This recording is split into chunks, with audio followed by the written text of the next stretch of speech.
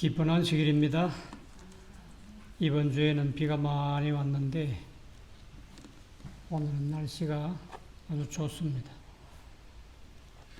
이제 우리 하나님의 말씀은 마태복음 10장 39절 말씀 같이 읽어보겠습니다. 마태복음 10장 39절 말씀입니다. 자기 목숨을 시작. 자기 목숨을 얻는 자는 잃을 것이요 나를 위하여 자기 목숨을 잃는 자는 얻으리라. 나를 위하여, 예수님을 위하여 목숨을 잃는 자는 얻으리라. 그렇게 말씀했습니다. 마태복음 16장 25절에는 나를 위하여 자기 목숨을 잃는 자는 찾으리라 그렇게 말했어요. 또 마가복음 8장 35절에는 나와 복음을 위하여 자기 목숨을 잃는 자는 구원하리라. 자, 처음에는 예수님을 위해서 목숨을 잃는 자는 얻으리라. 또 그 다음에는 찾으리라. 또 세 번째는 구원하리라. 좀 다른 의미들을 가지고 있죠. 예수님을 위해서 목숨을 잃은 자들이 있습니까? 예수님 위해서 목숨 잃은 자들이 여러 명이 있습니다. 그들은 어떻게 되겠다고요? 다시 얻게 되고 다시 찾게 되고 구원을 받겠다 하는 말씀인데, 첫 번째 예수님을 위해서 목숨을 잃어버린 사람은 마태복음 2장에 나와요. 마태복음 2장 16절 말씀을 보면 마태복음 2장 16절 이에 헤롯이 박사들에게 속은 줄을 알고 심히 노하여 사람을 보내어 베들레헴과 그 모든 지경 안에 있는 사내 아이를, 남자아이를 박사들에게 자세히 알아본 그때를 표준하여 2살부터 그 아래로 다 어떻게 했으니? 죽이니. 예수님이 이 세상에 태어나셨을 때 동방박사들이 유대 땅에 찾아와서 유대인의 왕으로 나신 이가 누구뇨 하고 물었을 때 헤롯 대왕이 깜짝 놀랐어요. 나 외에 누가 또 이 나라의 왕이 있단 말인가. 그래서 박사들에게 만약에 그 사람을 찾으면 내게도 좀 알려주시오 했는데 동방박사들이 알려주지 않고 그냥 천사의 지시에 의해서 집으로 돌아갔습니다. 아무리 기다려도 오지 않아요. 그러니까 헤롯 왕이 여기 있는 말씀처럼 속았다 생각하고 심히 노하여 분노하여 사람을 보내가지고 베들레헴에 있는 어린아이들 2살 아래로 남자아이만 다 죽였습니다. 끔찍한 일이죠. 이 성경 역사를 좀 이렇게 살펴보면 그 당시에 베들레헴의 인구가 2,000명 정도 됐대요. 여기 우리 면 소재지에 있는 사람들은 2,000명이 안 되는데 2,000명이 됐으면 그때의 아이들이 한 50명에서 60명 된다는 거라. 그런데 여자아이들은 제외하고 남자아이들만 2살 아래로 다 죽였다고 하면 적어도 20명에서 30명은 죽임을 당하지 않았을까. 이 어린아이들은 아직 아무것도 몰라요. 엄마 아빠 품에서 주는 거 받아먹고 재롱 부리면서 그러면서 건강하게 잘 자라나고 있었는데 어느 날 군인들이 와서 그 아이들을 그냥 아무 이유도 없이 그 베들레헴 안에 있는 2살 아래로 남자아이들을 다 죽였습니다. 자, 만약에 이 아이들이 예수님 때문에 그 목숨을 잃었다고 하면 어떻게 된다고요? 얻으리라, 찾으리라, 구원하리라 하는 이 말씀에 비추어 보면 다시 살아나야 되지요. 이 아이들은 자기 죄로 죽은 게 아니라 자기 부모님의 죄로 죽은 것도 아니라 이 아이들은 순전히 예수님 때문에 헤롯 대왕의 그 멈출 줄 모르는 끝없는 시기와 질투로 인해서 죽임을 당했는데 초기 문집 18페이지와 19페이지에 보면 엘렌 화이트이 계시를 보았는데 하늘에 가봤더니 그 두루마기 흰 세마포 아름다운 옷을 입은 사람들이 있는데 그 가장자리에 요 가장자리 이런 가장자리에 빨갛게 테를 둘린 옷을 입은 자들이 있더래요. 셀 수 없는 많은 숫자의 사람들이 그런 옷을 입고 있더래요. 그래서 천사가 말하기를 저렇게 빨간 옷 가장자리에 테두리를 하고 있는 저 옷을 입은 사람들은 이 세상에 살 때 순교자들이다 그러더래요. 순교자들의 옷은 그냥 구원받은 사람들 옷하고 다르지요. 근데 거기 보니까 어린아이들도 있더래. 아주 작은 어린아이들. 2살, 3살 이런 어린아이들도 있는데 그 아이들이 어깨에 날개가 있고 그 작은 날개로 날아서 시온산으로 올라가는데 시온산이 있고 그 시온산 주변에 7개의 산이 또 있더래요. 그 산으로 날아 올라가서 꽃을 따고 있는 것을 보았다 그랬어요. 지금은 그 어린아이들이 죽어서 이제 다 흙으로 변했겠지요.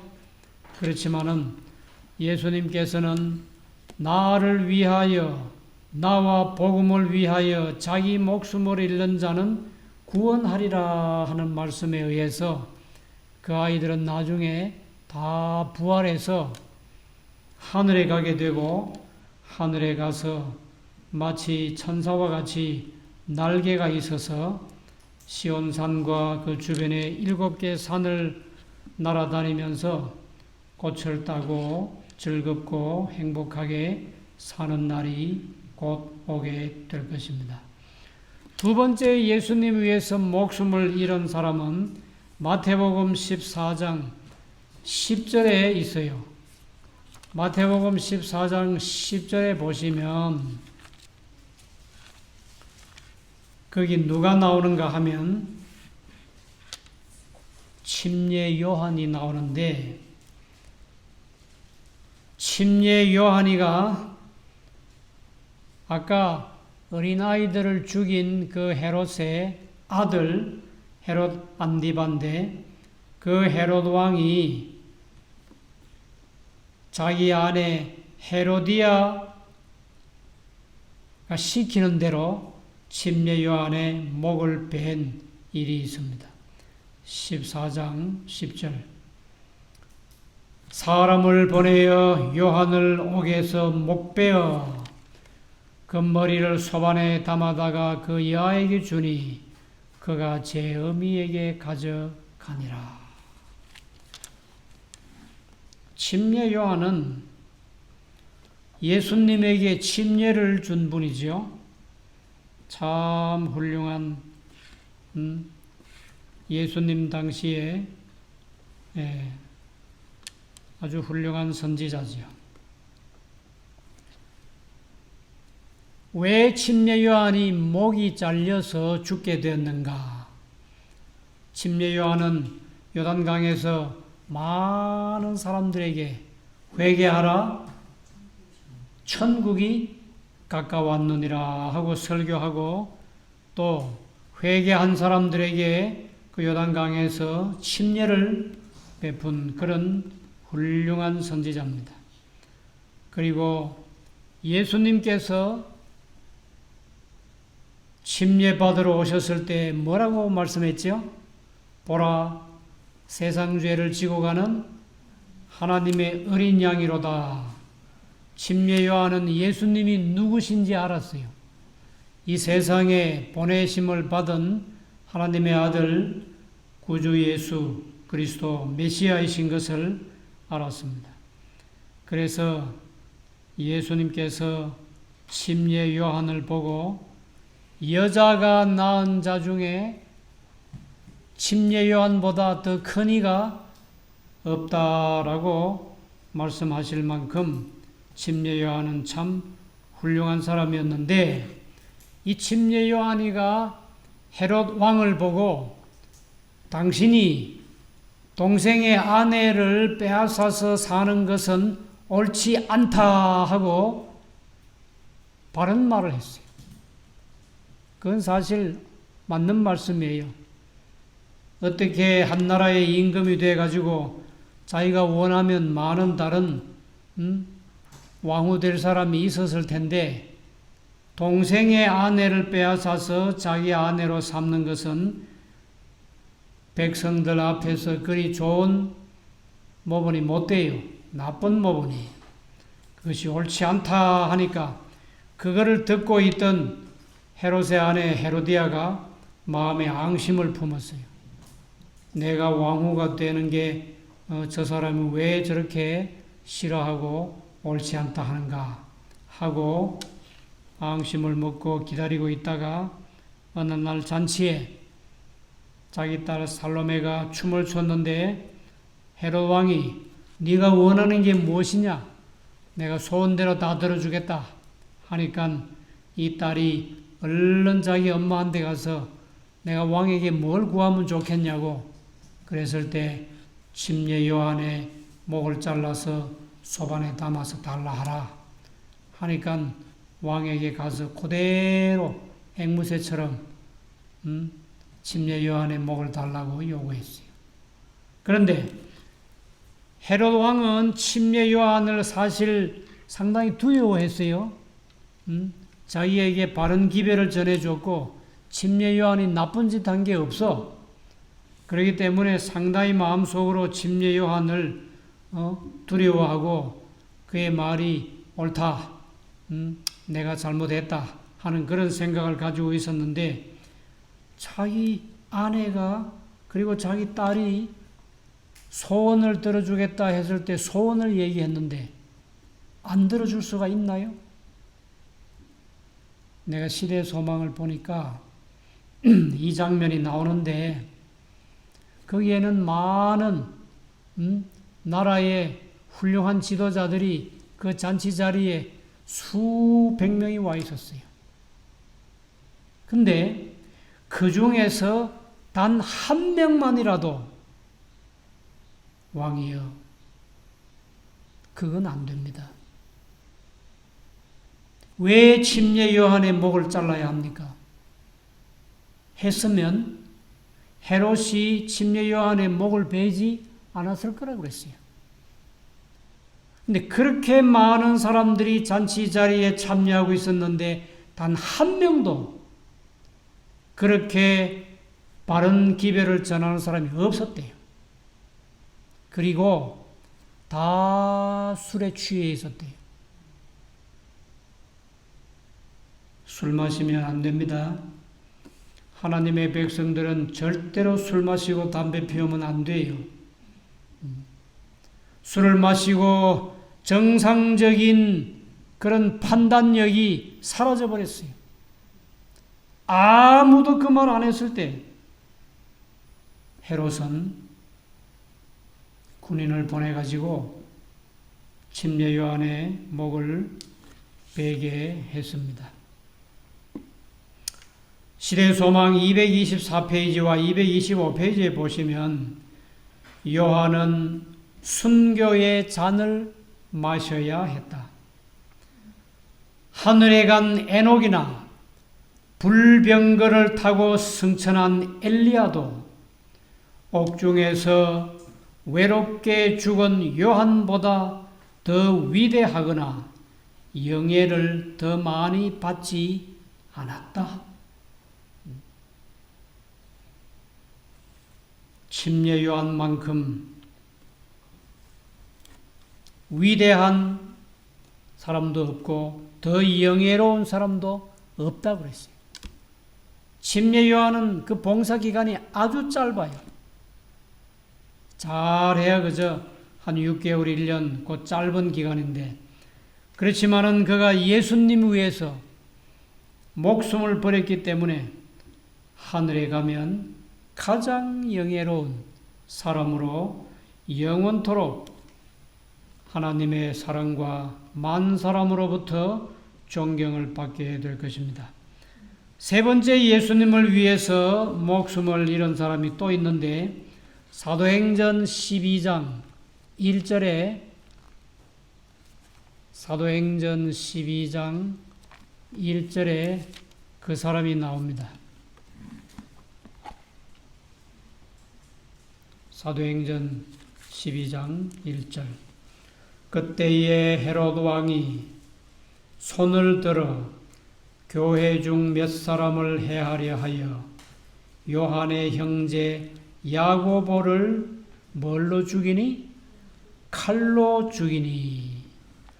여기 또 헤롯 왕이 나오는데, 이 헤롯 왕은 어린아이들을 많이 죽인 예수님이 탄생하셨을 때 많은 베들레헴의 아이들을 죽인 헤롯 대왕의 손자예요.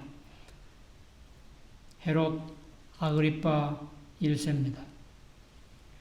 이 헤롯 왕은 요한의 형제 야고보, 예수님의 12제자 가운데 한 사람이지요. 이 사람을 칼로 죽였다 하니까 어떻게 했어요? 목을 뱄을 겁니다. 많은 유대인들이 이제 막 나타난 예수님과 예수님을 믿는 그 무리들, 그리스도인들을 싫어하고, 저 예수 믿는 사람들은 우리나라 율법에도 맞지 않고, 전 다 이단들이다, 나쁘다, 이렇게 하니까 유대인들로부터 인기와 호의를 얻기 위해서 헤롯이 이런 끔찍한 일을 저질렀습니다. 사도행전 143쪽에 그 말씀이 있는데, 유대인들로부터 호의를 얻어서 자신의 직책과 명예를 확고히 하려고 그리스도교를 핍박하고 신자들의 집과 재물을 약탈했다 그랬습니다. 참, 한 나라의 임금이 하나님을 믿는다고 또 예수님을 믿는다고 사람들을 죽이는 것은 결코 좋은 일이 아니죠. 참 나쁜 일입니다. 하나님의 백성들을 핍박하는 사람들은 그만큼 나중에 하늘로부터 심판을 받고 보응을 받습니다. 그 대신 예수님 때문에 목숨을 잃어버린 사람은 반드시 얻으리라, 찾으리라, 구원하리라 하신 말씀에 의해서 다시 부활해서 살아날 것입니다. 자, 그렇게 야고보를 죽이니까 사람들이 막 잘했다고, 아, 우리 임금님 최고라고, 저희 예수 믿는 사람들을 다 죽여야 된다고 했을 때 또 누굴 잡았어요? 베드로를 또 잡았어요. 베드로를 잡아서 감옥에 가두었는데 베드로가 죽었습니까? 그 밤중에 천사가 와서 깨워가지고 여러 문이 있는데 그 문을 다 통과해가지고 살아났습니다. 그런데 이렇게 야고보를 끔찍하게 칼로 죽인 헤롯 왕이 어떻게 됐을까요? 사도행전 12장 22절과 23절에 보시면 백성들이 크게 부르되 이것은 신의 소리요 사람의 소리는 아니라 하거늘 23절 헤롯이 영광을 하나님께로 돌리지 아니하는 고로.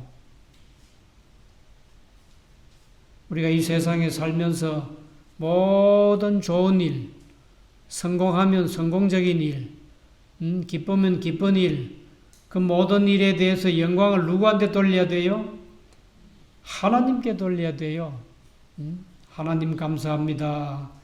하나님의 도우심이 참으로 감사합니다 하고 하나님의 은혜입니다 하고 하나님께 감사와 찬송과 영광을 돌려야 되는데 헤롯이 영광을 하나님께로 돌리지 아니하는 고로 주의 사자가 곧 친히 충이 먹어. 벌레 충자예요.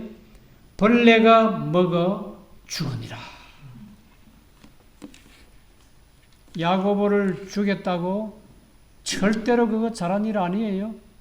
베드로 감옥에 투옥시킨 거, 아니 무슨 법에 의해서 베드로를 감옥에 투옥시켜요?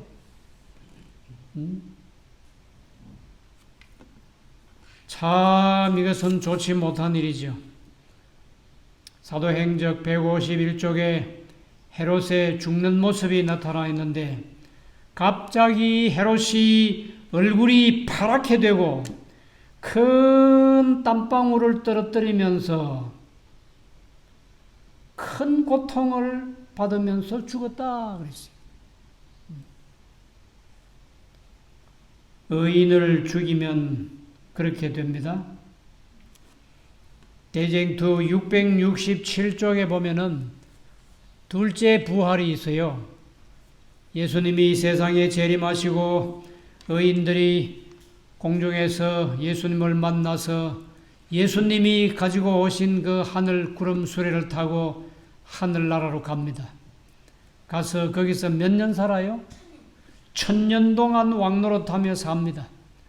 1000년 후에 하늘 새 예루살렘과 함께 이제 성도들이 이 지구, 우리가 살던 이 지구를 다시 찾기 위해서 올 때에 이 땅에 죽은 악인들이 그때 부활하는데 그걸 둘째 부활이라고 합니다. 의인들은 특별 부활과 첫째 부활해서 다 하늘에 갔고 1000년 동안 사탄 마귀는 사람 한 명 없는 이 지구상에 예수님 오실 때 아주 폐허가 된 이 세상에 웅크리고 앉아서 1000년 동안 감옥살이를 해요. 그러다가 둘째 부활에 악인들이 다 부활해 나오는데 거기에 보니까 대쟁투 667페이지 거기에 보니까 헤롯이 부활했더래요. 몇째 부활이라고? 둘째 부활에 부활해봐야 아무 희망도 소망도 없어요. 그들은 몽땅 악인들이요.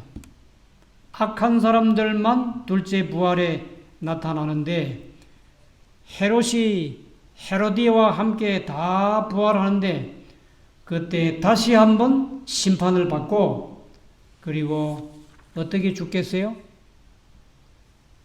하늘에서 유황불이 내려와서 타서 죽는데 똑같이 죽는 것이 아니고 자기가 이 세상에 살 때에 지은 죄만큼 죄를 적게 지은 사람은 빨리 불에 타 죽고 죄를 많이 지은 사람은 그만큼 오랫동안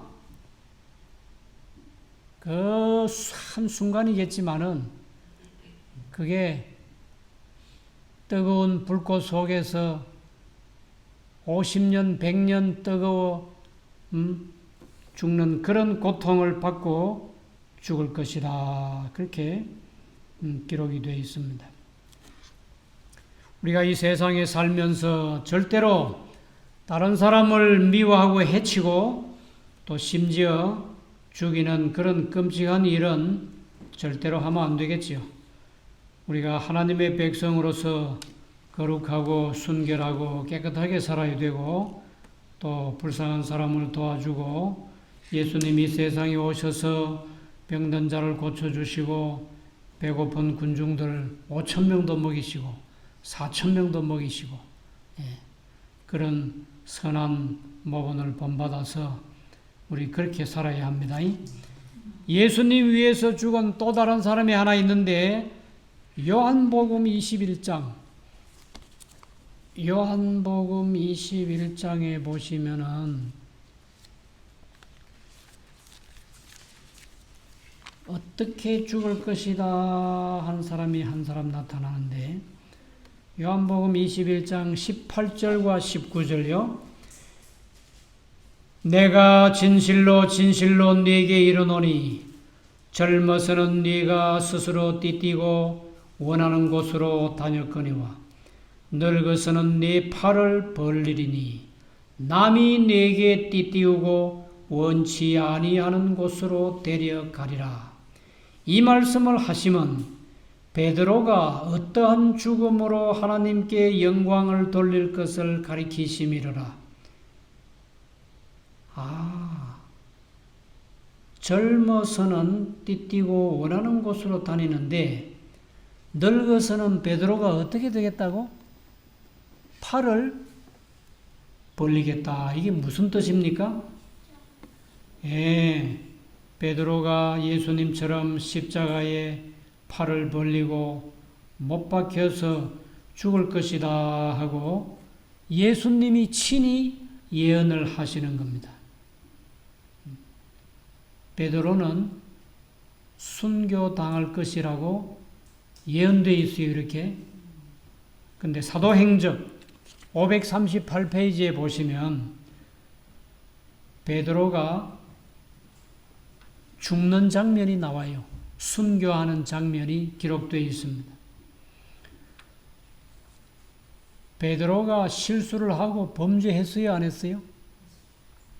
베드로가 참 아주 열심 있고 충성스러운 제자인데 연약한 사람이기 때문에 실수한 적이 있어요.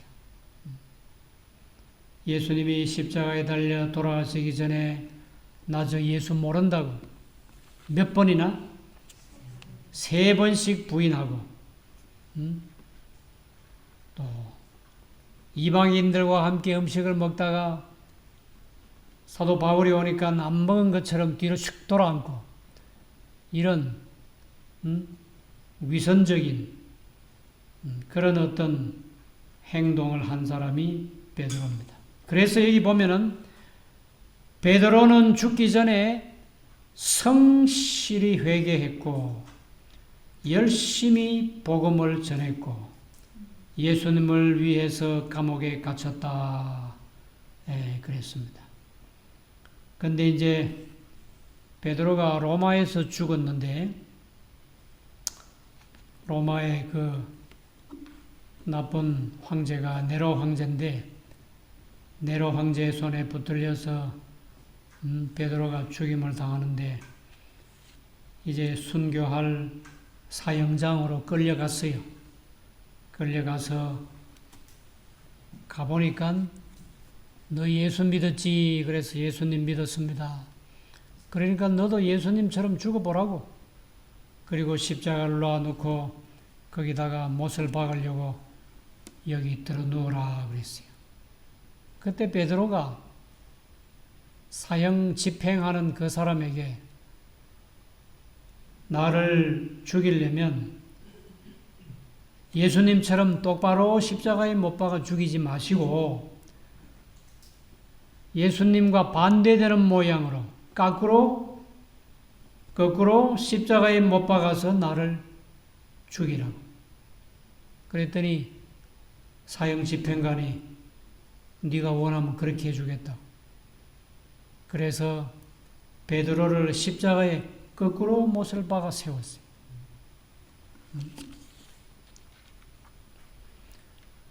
베드로는 마지막 부탁으로 그를 거꾸로 십자가에 못 박아 줄 것을 사형 집행자에게 간청하였다. 그 요구는 수락되었다. 위대한 사도는 이런 방법으로 죽었다. 예수님을 사랑하고 예수님이 물 위에 걸어오실 때 주님, 만일 주님이시면 나도 물 위로 걸어오게 하옵소서. 그래서 물 위로 걷고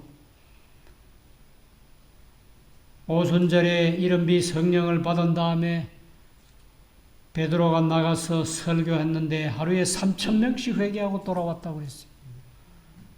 갈릴리의 이름 없는 어부가 예수님의 부르심을 받고 제자가 돼가지고 그렇게 훌륭한 제자로 사도로 열심히 복음을 전했던 그가 마지막에 예수님의 예언 그대로 팔을 벌리고 거꾸로 십자가에 못 박혀서 죽임을 당했습니다.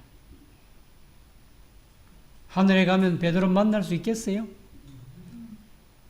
베드로가 무슨 옷을 입고 있겠어요?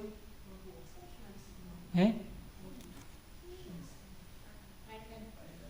빨간 테두리가 있는 세마포 옷을 입고 있는 것을 보게 될 겁니다. 예수님의 12제자들은 거의가 다 순교했어요.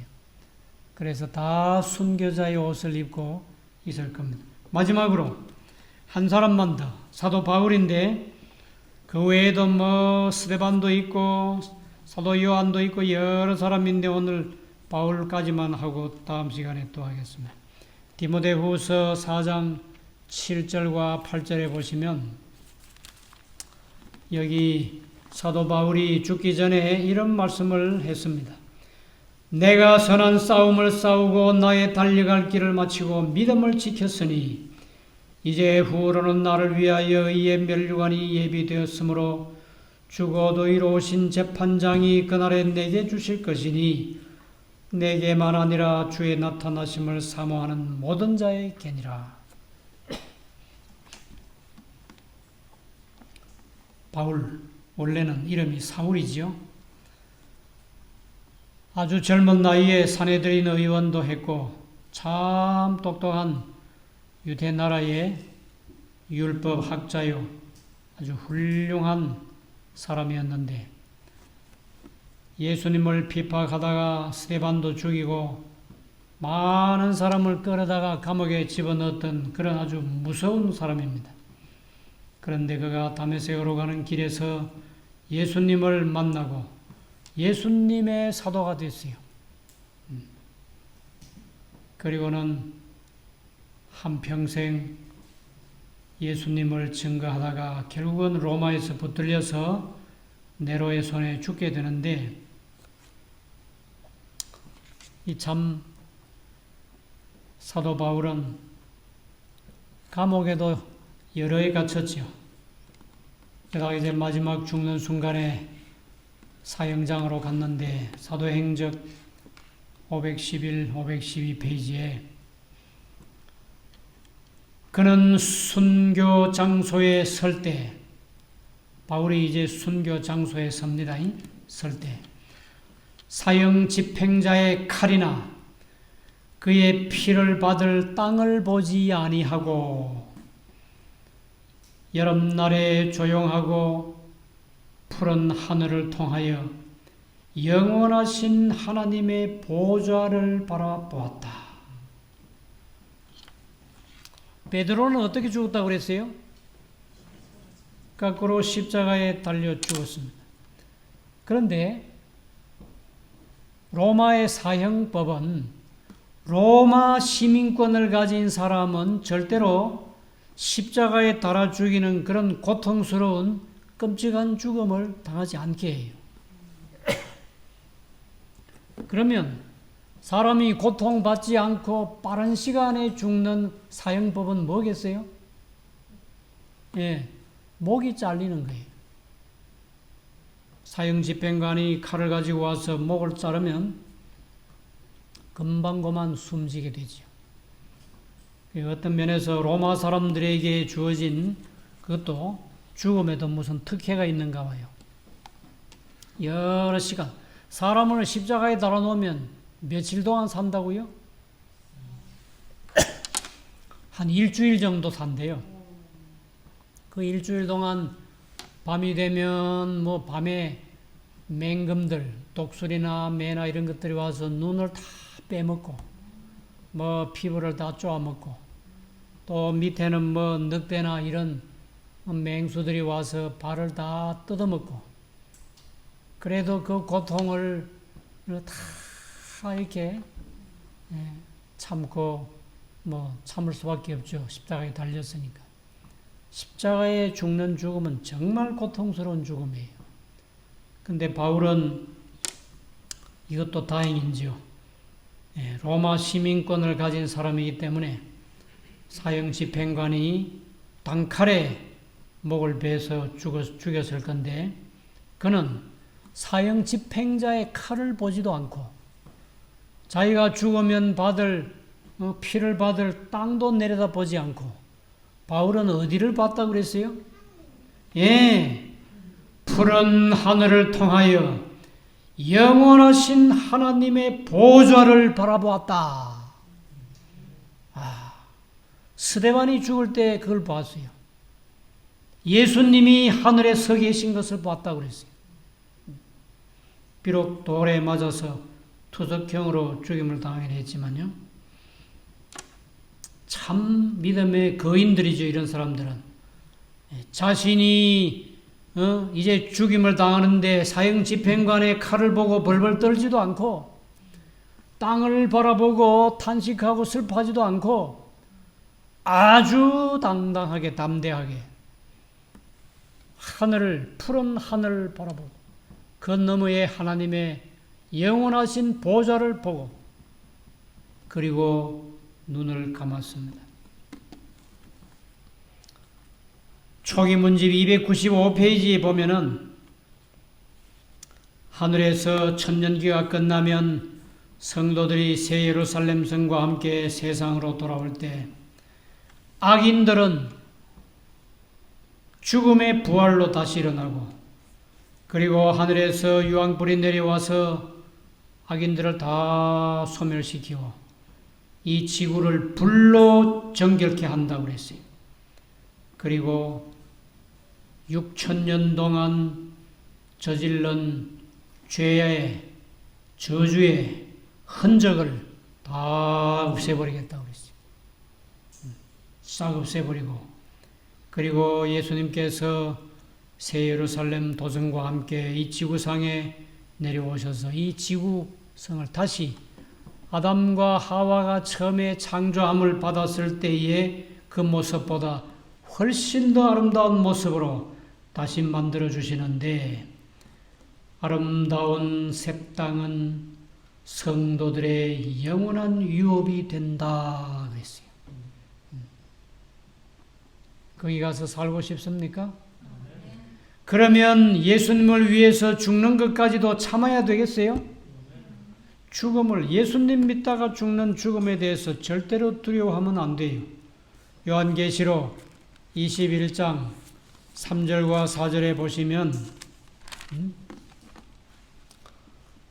내가 들으니 보좌에서 큰 음성이 나서 가로되 보라 하나님의 장막이 사람들과 함께 있음에 하나님이 저희와 함께 거하시리니 저희는 하나님의 백성이 되고 하나님은 친히 저희와 함께 계셔서 4절 모든 눈물을 그 눈에서 씻기심에 다시는 사망이 없고 죽음이 없고 애통하는 것이나 곡하는 것이나 아픈 것이 다시 있지 아니하리니 처음 것들이 다 지나갔음이라.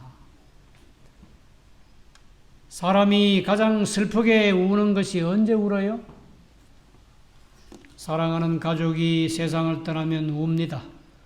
그런데 거기에는 죽음이 없기 때문에 울 일이 없어요. 많은 것을 잃어버린 것이 너무 아깝고 해서 웁니다. 거기에는 도둑이 없어서 잃어버릴 게 없어요. 사람들이 너무 아프면 울어요. 아파서. 거기에는 아픈 것이나 고통당하는 것이나 없다고 그랬어요. 우리가 이 세상에 이제 잠깐만 더 살면 우리 예수님이 데리러 오실 것입니다. 우리 예수님 오실 때까지 예수님 잘 믿고 하나님 말씀에 잘 순종하시고 끝까지 믿음을 지키시고, 만약에 우리가 죽어서 하늘에 간다 하면은 몇째 부활에 부활해야 돼요?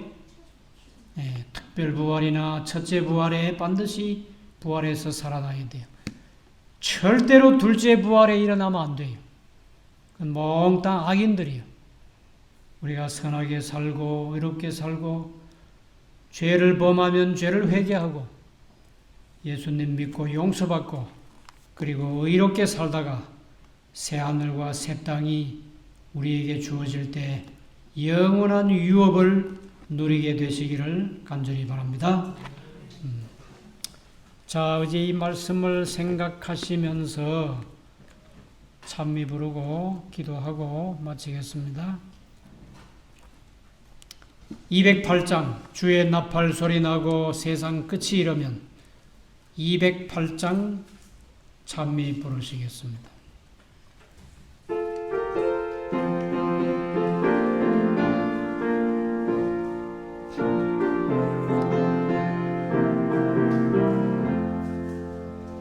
주의 나팔 소리 나고 세상 끝이 이르면 영광스런 아침동이 뜨겠네.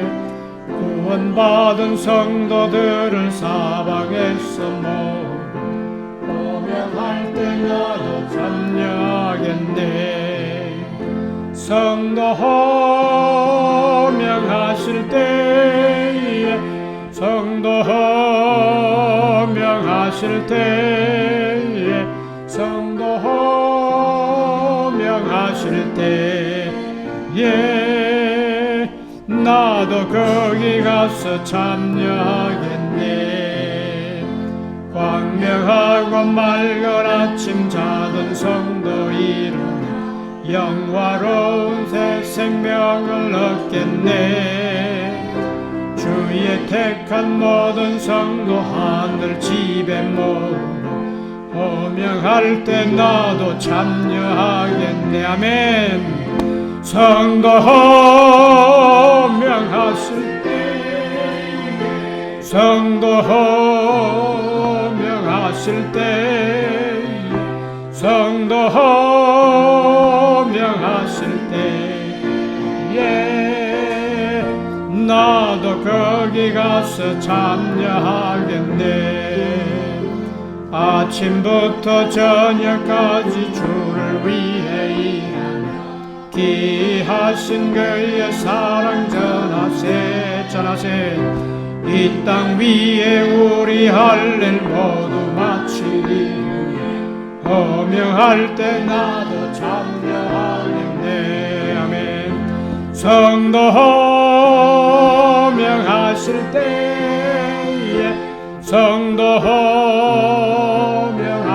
때에 성도 호명하실 때에 나도 거기 가서 참여하겠네.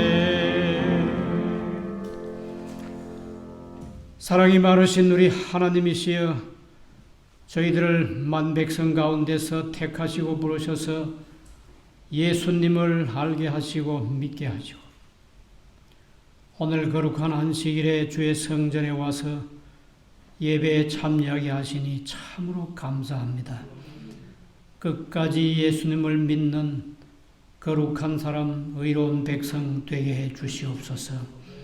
죽임을 당할지라도 두려워하지 말고 하나님의 계명과 예수 믿음을 끝까지 지켜내는 참 하나님의 백성들이 되게 해 주시옵소서. 우리 주님이 세상에 오실 때 구원함을 받아서 하늘에 가서 우리 먼저 믿고 예수님 위해 순교당한 빨간 테두리 옷을 입은 그 수많은 성도들을 만나게 해 주시옵소서. 영원 무궁토록 그들과 함께 예수님과 함께 사는 복받는 저희 모두 되게 해 주시기를 예수님의 귀하신 이름으로 간절히 기도드리옵나이다. 아멘.